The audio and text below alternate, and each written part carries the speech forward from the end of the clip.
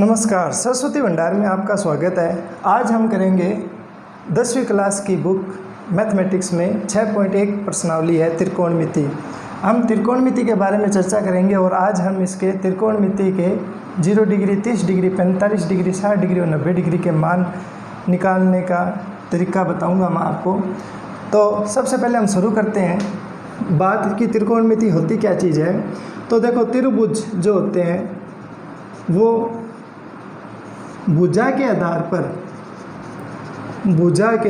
पर और एक बात आती है कोण के आधार पर, दो प्रकार के होते हैं। भुजा के आधार पर जो होते हैं उनमें फर्स्ट है समबाहु त्रिभुज, दूसरा है विषम बाहु त्रिभुज, विषम बाहु, और फिर है समबाहु, विषम बाहु और समद्विबाहु त्रिभुज, समद्विबाहु त्रिभुज। तीन प्रकार के होते हैं। और कोणों के आधार पर ये तीन प्रकार के होते हैं। न्यून कोण त्रिभुज, सेकंड होता है समकोण त्रिभुज और थर्ड होता है अधिक कोण त्रिभुज। तीन प्रकार के त्रिभुज होते हैं। तो टोटल जो त्रिभुज के प्रकार हैं वो कितने हो गए? 6 हो गए। इस तरीके से 3 तो भुजा के आधार पर और 3 है कोणों के आधार पर। और ये जो समकोण त्रिभुज होता है ना, समकोण त्रिभुज में क्या होता है कि एक कोण 90 डिग्री का होता है और ये जो 90 डिग्री के सामने वाली भुजा ये कर्ण होती है। और यदि तुम्हें कोई सा एंगल दिया हो तो एंगल के सामने वाली भुजा सदैव लंब होती है और जो शेष भुजा बचती है वो क्या होती है? आधार होती है। तो ये जो त्रिकोणमिति है इसमें देखो क्या नाम है? त्रि, फिर है कोण और फिर है मिति। मतलब होता है कि 3 कोणों को मापना। और 3 कोण किस में होते हैं? त्रिभुज में होते हैं। और त्रिभुज में ये जो 3 कोण होते हैं तो उनमें जो कोण और जो भुजाओं के मध्य संबंध ज्ञात करना त्रिकोणमिति के अंतर्गत आता है। तो ये जो त्रिकोणमिति है ये केवल किस में लगती है? ये केवल समकोण त्रिभुज में जो है उसके अंदर काम में ली जाती है। तो इनके बारे में हम चर्चा कर लेंगे, लेकिन हम एक बार बात कर रहे हैं समकोण त्रिभुज की। तो ये जो त्रिकोणमिति होती है ये इसकी क्या डेफिनेशन है? तो त्रिकोणमिति होती है कि समकोण त्रिभुज की किन्हीं दो भुजाओं का जो अनुपात है वो त्रिकोणमिति अनुपात कहलाता है। त्रिकोणमिति अनुपात कहलाता है। ये जो त्रिकोणमिति है ये केवल समकोण त्रिभुज में हमें काम में लेनी है। तो ये जो समकोण त्रिभुज है अपने पास, ये समकोण त्रिभुज है, इसमें मान लो ये कोण 90 डिग्री है तो इसके सामने वाली भुजा क्या हो गई? कर्ण। और ये वाली भुजा क्या होगी हमारे पास? लंब। और ये वाली भुजा क्या होगी? आधार। यदि तुम्हें ये कोण थीटा दिया हो तो लंब ये होगी, और यदि मान लो ये कोण थीटा दे और ये ना दे तो लंब भुजा ये वाली होगी, ध्यान रखना। तो हम एक बार समझने के लिए इस कोण को लेके चलते हैं थीटा। तो ये लंब होगी, ये कर्ण होगी और ये आधार होगी। तो समकोण त्रिभुज की कोई 2 भुजाएं होती है ना, उनका अनुपात क्या कहलाता है? त्रिकोणमिति अनुपात कहलाता है। अब बात करते हैं कि ये जो त्रिकोणमिति है ये एक ग्रीक भाषा का शब्द है ट्राइगोनोमेट्री। ये जो अंग्रेजी भाषा का जो शब्द है ये 3 शब्दों से मिलकर बना है। ग्रीक भाषा के 2 शब्दों का से मिलकर बना होता है। ट्राई, फिर होता है गोन और फिर होता है मेट्रोन, METRON, मेट्रोन। 3 शब्दों से मिलकर बना हुआ है। ट्राई का मतलब हो गया 3, गोन, ठीक है, इसके लिए हो जाएगा कोण, और मेट्रोन का मतलब होता है माप। कोण कह दो चाहे भुजा कर दो। तो ट्रिग्नोमेट्री का मेन अर्थ क्या हो गया? मेन अर्थ हो गया कि त्रिभुज की 3 भुजा व कोणों के मध्य संबंधों का अध्ययन किस में किया जाता है? त्रिकोणमिति में किया जाता है। अब बात आती है कि इसमें जो लंब बटा कर्ण भुजा का अनुपात है, लंब और कर्ण का जो अनुपात है उसको एक सिंबल दिया गया और उस सिंबल को नाम दिया गया है साइन थीटा, ठीक है।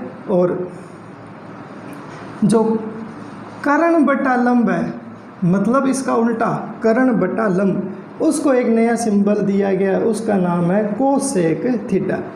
उसके बाद में आता है आधार बटा कर्ण। आधार बटा कर्ण को नाम दिया गया है कोस थीटा, और इसका जो उल्टा होता है कर्ण बटा आधार, उसको एक सिंबल दिया गया है सेक थीटा। अगला है लंब बटा आधार, इसको एक सिंबल दिया गया है टेन थीटा, और इसका जो उल्टा होता है, इसको विपरीत, आधार ऊपर लंब नीचे, तो जो आधार बटा लंब है उसको एक नया सिंबल दिया गया है कोट थीटा।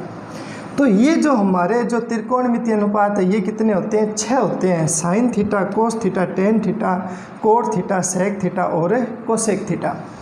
इनको याद रखने का एक तरीका है LAL, लाल बटा KA कक्का। L का मतलब यहाँ पर है लंब, A का मतलब है आधार और K का मतलब है कर्ण। तो देखो पहला जो फॉर्मूला है, ये वाला फॉर्मूला, ये साइन थीटा का फॉर्मूला है, लंब बटा कर्ण। तो देखो लंब बटा कर्ण, और इसका उल्टा कर दो कर्ण बटा लंब, तो फॉर्मूला ये किसका बन गया? कोसेक थीटा का बन गया। ठीक है, फिर ये फॉर्मूला है कोस थीटा का। देखो आधार बटा कर्ण, तो आधार बटा कर्ण, उल्टा कर दो कर्ण बटा आधार, तो ये फॉर्मूला किसका बन गया? सेक थीटा का। और ये जो फॉर्मूला है ये है टेन थीटा का, लंब बटा आधार, लंब बटा आधार, इसका उल्टा कर दो आधार बटा लंब, तो ये फॉर्मूला किसका हो जाएगा? कोट थीटा का। तो आपको ये फॉर्मूला याद रखना है कि लाल बटा कक्का। इसकी सहायता से हम त्रिकोणमितीय अनुपातों को आसानी से याद कर सकते हैं। ये जो लाल बटा कक्का है इसकी पिक्चर बना लेना एक दिमाग में। जैसे कि साइन थीटा तो फॉर्मूला यहाँ आना चाहिए लंब बटा कर्ण, जैसे कि कोस थीटा तो फॉर्मूला आना चाहिए आधार बटा कर्ण, जैसे टेन थीटा के तो आना चाहिए लंब बटा आधार। कोट पूछे तो ये हो जाएगा आधार बटा लंब, सेक थीटा पूछे तो कर्ण बटा आधार, और कोसेक थीटा पूछे तो कर्ण बटा लंब। इस तरीके से ये जो हमारे पास त्रिकोणमितीय अनुपात है इनकी संख्या है 6। तो मैं आपको बता दूं कि इसको हिंदी में जया बोलते हैं, इसको हिंदी में कोजया बोलते हैं। ठीक है, और इसको हिंदी में क्या बोलते हैं? स्पर्शजया बोलते हैं। ठीक है, इसको हिंदी में क्या बोलेंगे? कोटिजया बोलते हैं, कोटिजया, या इसको विपरीत जया बोलते हैं, इसको कोटि को जया बोलते हैं। ठीक है, या व्युत्क्रम को जया बोलते हैं, और इसको व्युत्क्रम स्पर्शजया बोलते हैं, या फिर कोटि स्पर्शजया बोलते हैं। कोटि नाम आगे लग जाएगा सब में।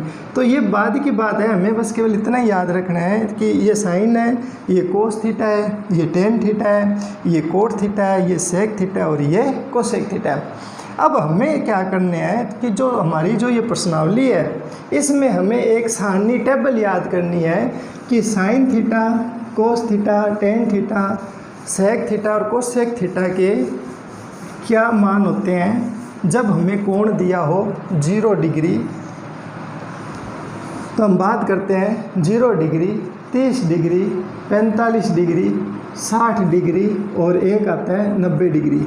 तो हमारे पास पहला कोण है sine theta, cos theta, tan theta, cot theta, sec theta और लास्ट है कोसेक थीटा। ठीक है जी, तो अब हम इनके मान ज्ञात करते हैं। तो आप ध्यान से समझना, बिल्कुल हमें समझ आएंगे ये। एक बार सारणी हमें याद हो गई तो हम जो 6 नंबर की प्रश्नावली है 6 नंबर, उसको हम कंप्लीट कर लेंगे अच्छे तरीके से। तो देखो इसमें तुम्हें क्या करनी है, एक लाइन को याद रखना है। हम ये कह सकते हैं कि चाहे आप एक लाइन रट्टा मार लो, चाहे एक लाइन याद रख लो। तो साइन 0 का मान कितना होता है? 0। साइन 30 का मान कितना होता है? 1/2। साइन 45 का मान होता है 1/2।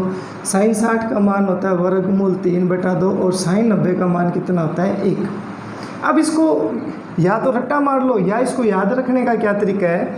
याद रखने का एक तरीका है जो मैं आपको यहाँ बताता हूँ बीच में। जैसे मान लो कि आपके पास 0 से लेकर 1 तक कोई लंबाई है, 1 मीटर तक की लंबाई है, तो उसका आधा कितना होता है? 1/2 होता है। उसका पाव कितना होता है? 1/4 होता है।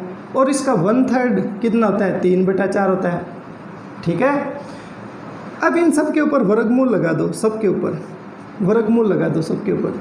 तो देखो 0 का वर्गमूल होता है 0, 1 का वर्गमूल होता है 1 और 4 का वर्गमूल होता है 2, 1 का वर्गमूल होता है 1 और वर्गमूल 2 का वर्गमूल 2 ही रहने दो, वर्गमूल 3 को वर्गमूल 3 रहने दो, 4 का वर्गमूल होता है 2 और 1 का वर्गमूल होता है 1। तो देखो आपके पास ये लाइन बन गई 0, 1/2, a बटा वर्गमूल 2, वर्गमूल 3/2 और 1।